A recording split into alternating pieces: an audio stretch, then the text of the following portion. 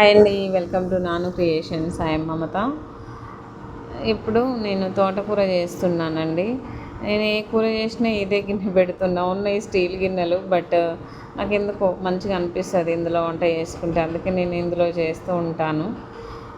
చూడండి, ఇక్కడైతే నేను ఫస్ట్ కావాల్సినంత ఆయిల్ తీసుకున్నాను. జీలకర్ర మెంతులు అయితే ఇక మస్ట్ అండ్ షుడ్ అనమాట, ఖచ్చితంగా వేస్తాను. తర్వాత ఆనియన్స్ వేస్తున్నాను. ఫస్ట్ నేను చేసే కూర ఏంటంటే తోటకూర అండి. ఆకుకూరలు అంటారు కదా, తోటకూర, గంగబాయల కూర, గోంగూర, మూడు.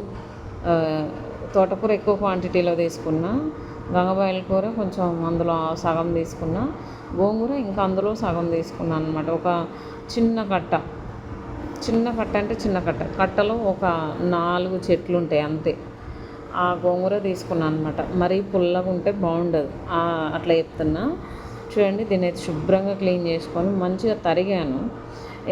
కొంచెం కొంచెంగా కొన్ని పొడిగే ఉన్నాయి ఆకులు, అట్లా వదిలేసాను అనమాట. సరే, ఈ ఆకుకూర కాబట్టి మనం ఎట్లా కట్ చేసుకున్నా అది ఆయిల్లో తేనె మగ్గిపోతుంది.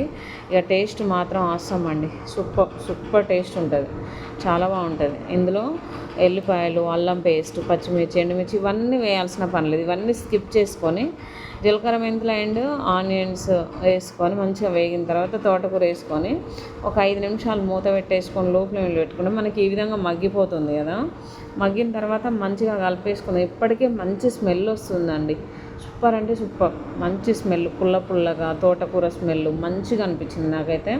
సరే, ఇది మూత పెట్టేసుకొని ఇక మళ్ళీ ఒక 2-3 మినిట్స్ అయితే లో ఫ్లేమ్లో ఉడికించుకుందాము. చూడండి, 80% అయితే మంచిగా ఉడికింది కదా తోటకూర అనేది. ఎక్కువ ఉడికించొద్దండి అసలు తోటకూర, అందులో ఉన్న విటమిన్స్ అన్నీ పోతూ ఉంటాయి కాబట్టి మనం ఎక్కువ ఉడికించొద్దు. ఈ విధంగా ఉడికించుకుంటే చాలు. కాకపోతే పచ్చి వాసన వస్తుంది, పచ్చిగా ఉంది అంటారు చూడడానికి అని చెప్పేసి అయితే మంచిగా ఉడికించాను. తర్వాత కారం వేసాను. కొంచెమే వేసుకోవాలి అండి కారం. సాల్ట్ కూడా ఇక టేస్ట్ సరిపడా వేసుకుందాము. ఇందులో ఎంత కావాలో అంత వేసేసుకుందాము. వేసుకొని ఇక మంచిగా కలిపేసుకుందాము. చూడండి, ఎక్కువ వేసుకోవద్దు, మరి తక్కువ వేసుకోవద్దు అనమాట. ఎంత కావాలో అంత వేసుకుంటే సరిపోతుంది. ఈ విధంగా ఇందులో వాటర్ వేయడాలు, టమాటో వేయడాలు ఏం చేయొద్దండి. చూడండి, టమాటో వేస్తే మళ్ళీ అది వేరే టేస్ట్కి వస్తుంది, బాగుండదు. ఎనివే, ఇక్కడైతే నేను మంచిగా దీన్ని అయితే బాగా మిక్స్ చేస్తున్నాను. మొత్తం మంచిగా కలవాలి కదా, ఉప్పు కారం అంతా, తోటకూర కాబట్టి కొంచెం సాల్ట్ పడుతుంది అనిపించింది, సాల్ట్ అయితే వేసాను అనమాట.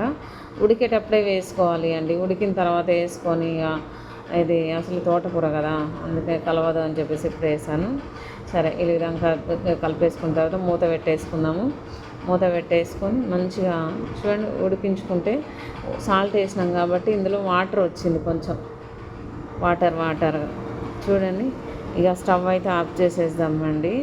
నేనైతే మూత పెట్టేసుకొని స్టవ్ అయితే ఆఫ్ చేసేస్తాను. తర్వాత దీంట్లోకి ఆమ్లెట్ వేరే సపరేట్గా చేస్తున్నాను. ఇక ఫస్ట్ అయితే కావాల్సినంత ఆయిల్ కూడా అయిపోయిందండి కంప్లీట్గా. కొంచెం అయితే ఒక 2 స్పూన్లు ఆయిల్ వేస్తున్నాను. ఆయిల్ మంచిగా హీట్ అయిన తర్వాత ఎగ్స్ అయితే నేను ఫస్టే బీట్ చేసుకున్నాను ఒక గిన్నెలో వేసుకొని. అందులో ఉప్పు, కారం, అల్లం పేస్ట్, పసుపు, మసాలా ఇవన్నీ ఉండాలి, లేదంటే ఎగ్ స్మెల్ వస్తుంది నాకు. నేనైతే తినను, బట్ ఇంట్లో వాళ్ళకి కావాలి కదా అందుకనే చేశాను అనమాట. సరే, చూడండి, ఆమ్లెట్ అయితే ఎంత షేప్లో వెళ్తుంది, తీసేటప్పుడు అంత షేప్ రాదండి, షేప్ అవుతుంది అనమాట. ఓకే, చూడండి, ఇక దీన్ని అయితే లో ఫ్లేమ్లో కాల్చుకోవాలి, లేదంటే ఆమ్లెట్ చాలా చేదు వస్తుంది అనమాట, మాడిపోతే బాగుండదు. అందుకనే ఇక నేను లో ఫ్లేమ్లో కొంచెం ఎక్కువ టైం తీసుకొనైనా కాలుస్తాను. ఇక దీన్ని అయితే టూ సైడ్స్ కూడా మంచిగా వెయిట్ దాన్ని ఏమంటారు, ఫ్రై చేసుకోవాలి. చూడండి, పచ్చివాసన లేకుండా 2 సైడ్స్ కూడా కాల్చుకుందాము. ఈ విధంగా కొంచెం బ్రౌన్ కలర్ వచ్చేంత వరకు ఫ్రై చేసుకుంటే సరిపోతుంది. మరీ మాడబెట్టొద్దు అస్సలే, మాడితే ఖచ్చితంగా చేదు వస్తుంది. తోటకూర ఆమ్లెట్ సూపర్ కాంబినేషన్, చాలా బాగుంటుంది.